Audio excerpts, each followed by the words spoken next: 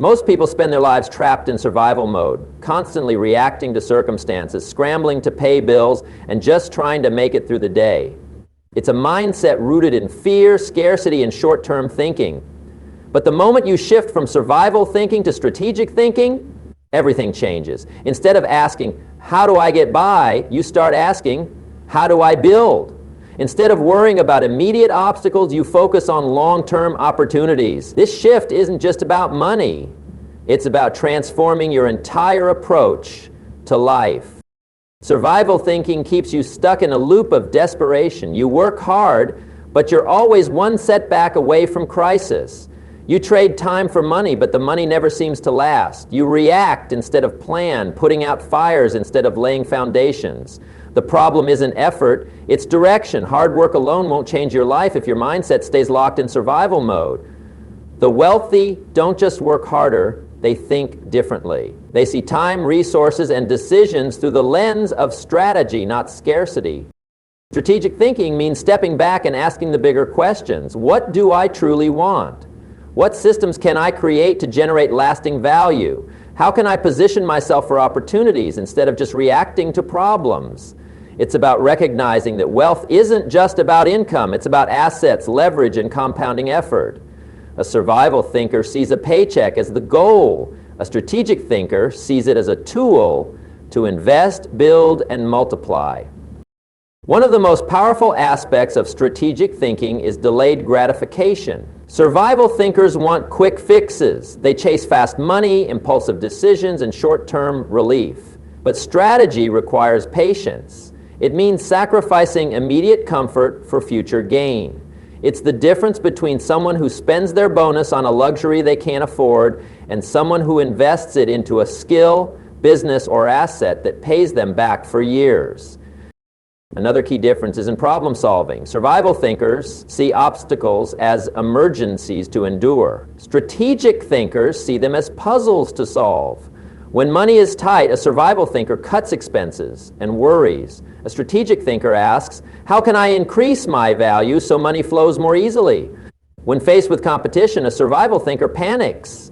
A strategic thinker adapts, innovates, and finds a way to stand out. Designing your life around long-term goals fundamentally changes how you allocate your most precious resources, time, money, and attention.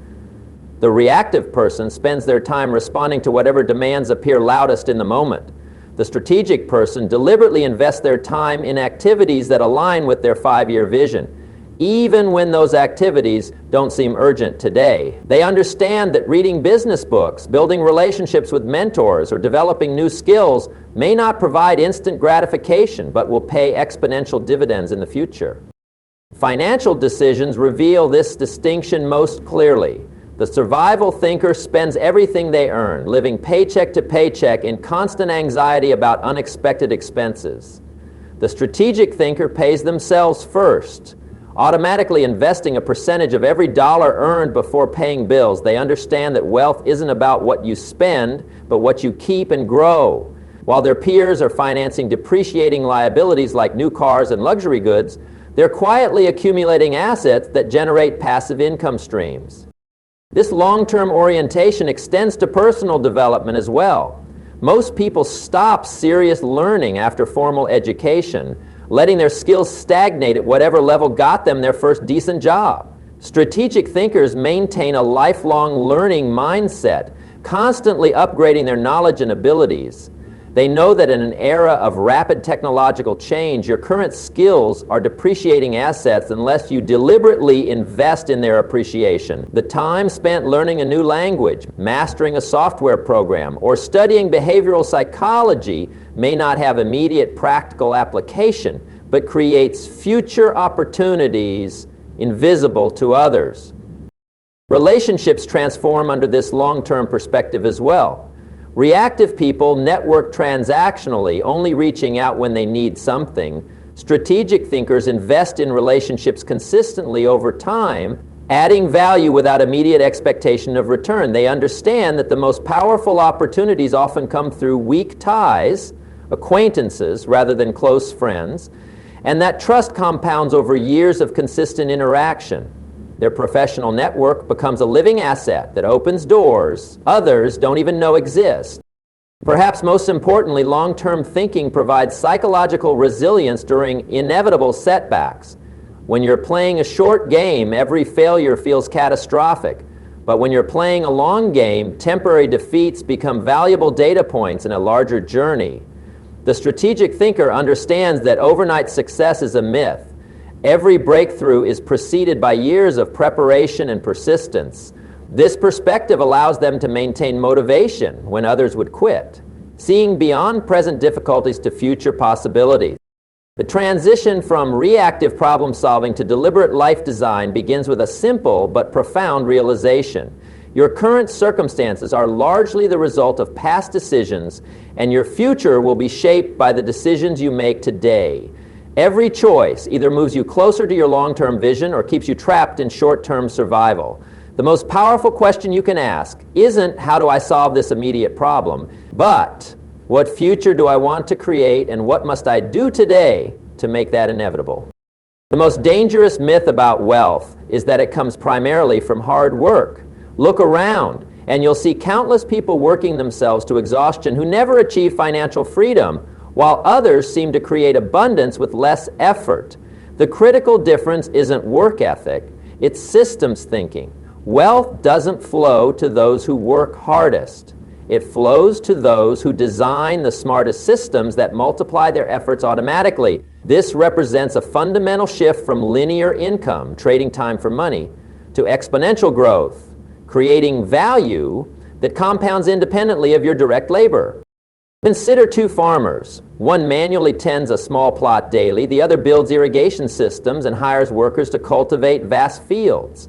Both work hard, but the second farmer's systematic approach generates geometrically greater results. This same principle applies to modern wealth creation. The employee trading hours for wages remains trapped in the first farmer's model, while entrepreneurs and investors operate like the second. Their wealth grows not from personal sweat, but from systems they've designed. Your paycheck represents compensation for your time. Systems represent compensation for your vision and ability to organize resources. Smart systems begin with understanding leverage, the ability to accomplish more with less. Financial leverage uses other people's money to acquire income-producing assets. Time leverage uses other people's efforts through delegation and automation. Knowledge leverage applies specialized information to create disproportionate returns. The wealthy master these forms of leverage not because they're privileged, but because they recognize that human effort alone has natural limits, while systematized effort has virtually none. When you hear about passive income, you're really hearing about the fruits of effective systems. Rental properties paying mortgages automatically, digital products selling while the creator sleeps, or investments compounding without daily oversight. The transition from labor-based income to system-generated wealth requires what economists call means of production thinking. Instead of asking, how can I get a better job, the strategic thinker asks, what systems can I own or influence? This might mean building a business where employees and processes generate value beyond your personal contribution. It could involve creating intellectual property, books, courses, software that earns royalties indefinitely. It might mean acquiring assets like real estate or dividend stocks that pay regardless of your daily activities. The common thread is developing income streams that aren't directly tied to your time. Technology has democratized systems-based wealth creation more than any time in history. Where previous generations needed factories or large workforces to build systems, today's creators can automate businesses with software, reach global markets through digital platforms, and leverage artificial intelligence to handle repetitive tasks. An entrepreneur can create an e-commerce store with drop shipping systems that fulfill orders automatically. A writer can publish on platforms that distribute their work worldwide while they focus solely on creating. A consultant can productize their knowledge into online courses that teach while they sleep. These aren't get-rich-quick schemes. They're modern applications of the timeless principle that systems create freedom where raw effort creates dependency. The psychological shift required is moving from worker to designer mentality. Workers focus on perfecting their craft. Designers focus on architecting systems where even average components produce extraordinary results. This explains why brilliant surgeons may remain middle class while average business owners become wealthy. One trades rare skill for time-bound compensation. The other builds organizations where many people's combined efforts create enterprise value. You don't need to be the best at anything to benefit from systems. You need to be the best at connecting and coordinating resources toward a valuable outcome. Financial intelligence becomes the cornerstone of systems thinking. The wealthy understand that money itself is a system with rules, patterns, and behaviors that can be mastered. They know how to use debt strategically. Good debt builds assets. Bad debt builds liabilities. They structure their finances so that expenses are covered by system-generated income rather than personal exertion. They measure wealth not by income statements, but by balance sheets. Not what flows through their hands each month, but what accumulates and appreciates over time. This financial fluency allows them to make decisions that appear risky to the uninformed, but are actually calculated system optimization. The ultimate test of whether you're building systems or just working hard comes when you take extended time away.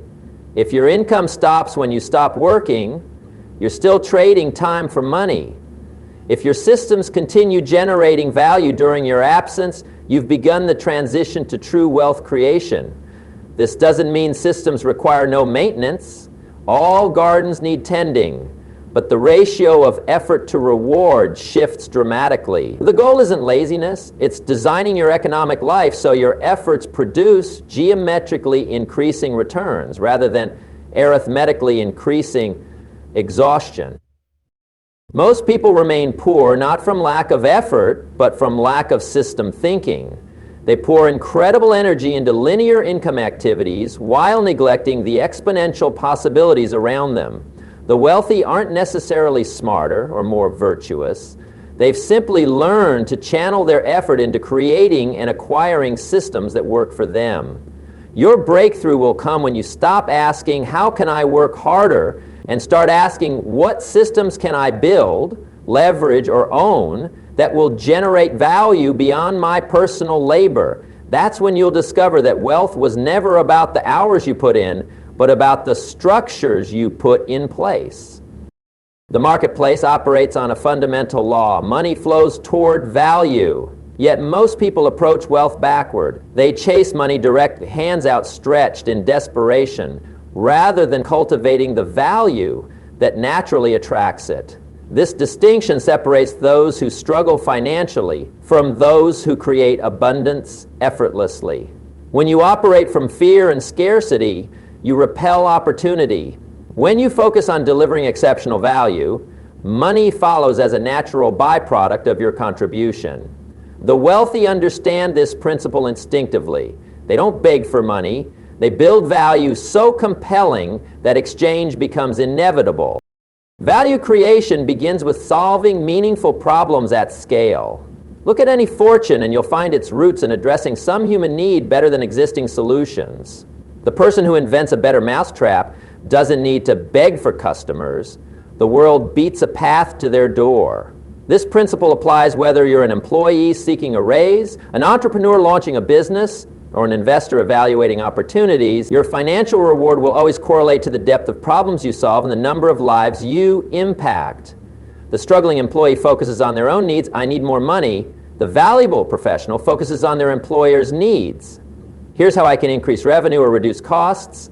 This subtle shift in perspective changes everything.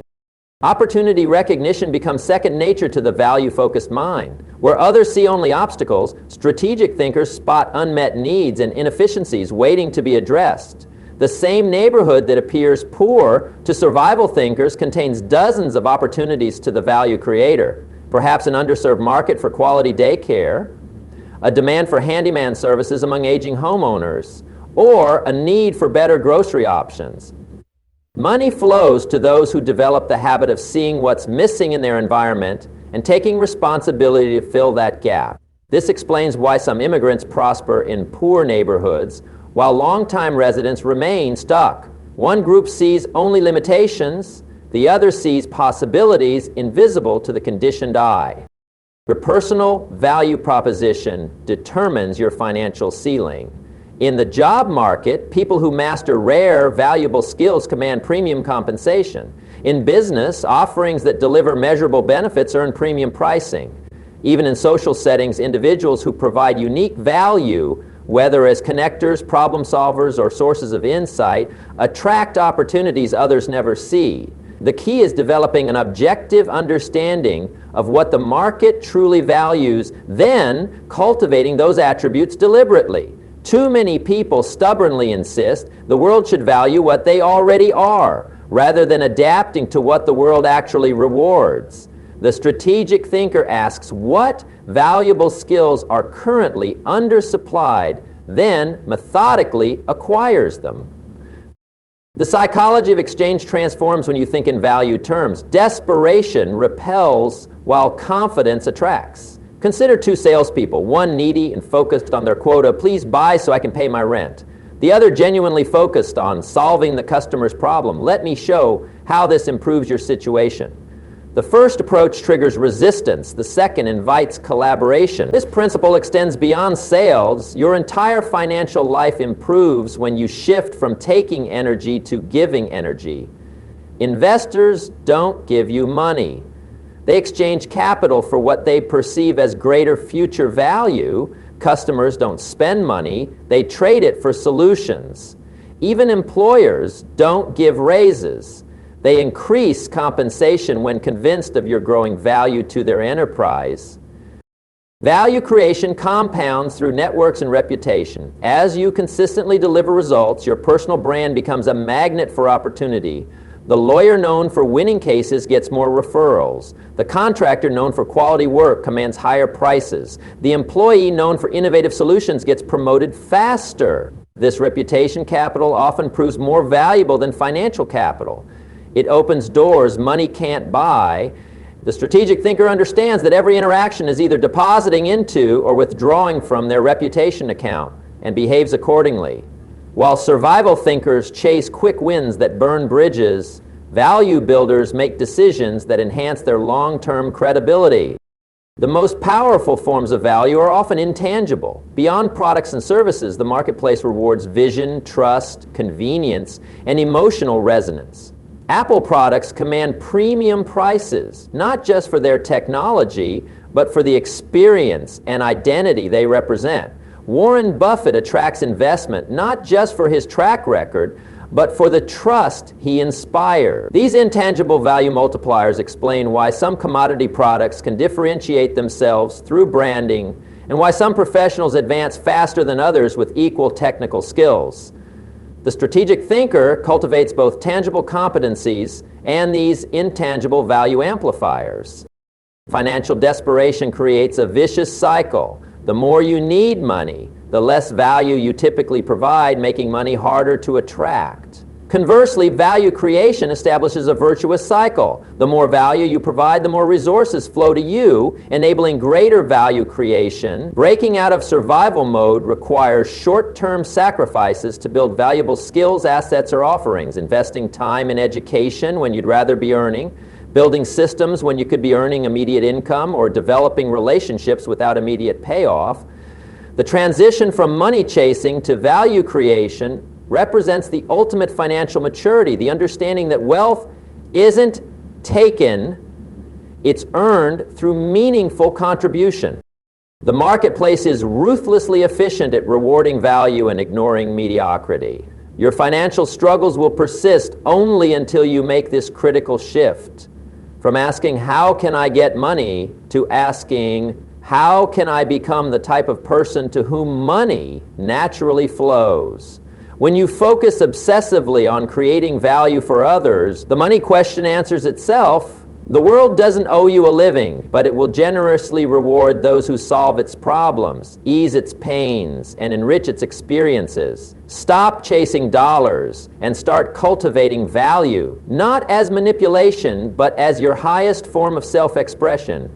That's when you'll discover the secret the wealthy have always known. Money is simply how society quantifies the value you've created for others. What separates those who struggle from those who thrive is not luck, circumstance, or even hard work alone. It's thinking differently. Jim Rohn's timeless wisdom reminds us that wealth, success, and fulfillment are not accidents. They are the inevitable results of strategic decisions, disciplined habits, and a mindset focused on creating value rather than chasing survival.